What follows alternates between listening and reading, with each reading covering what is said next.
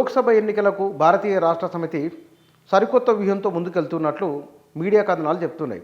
ఇందులో అసెంబ్లీ ఎన్నికల్లో అభ్యర్థులను మార్చకపోవడం వలన వచ్చిన ఇబ్బందులను దృష్టిలో ఉంచుకొని ఈసారి లోక్సభ 17 లోక్సభకు గాను 9 లోక్సభ నియోజకవర్గాలలో బీఆర్ఎస్ అభ్యర్థులు గెలుపొందారు.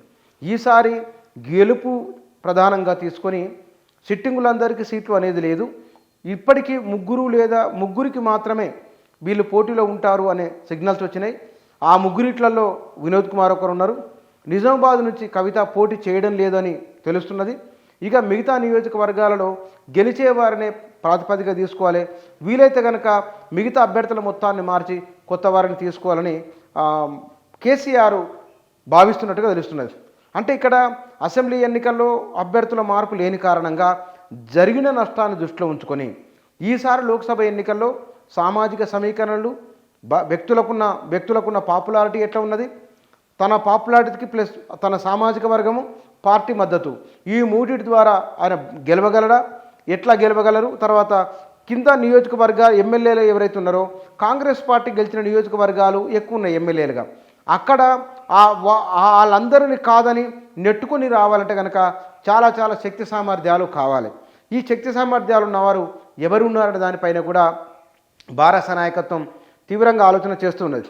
ఇప్పటికే లోక్సభ నియోజకవర్గాల వారీగా ఒక సమీక్షలు జరిగినాయి.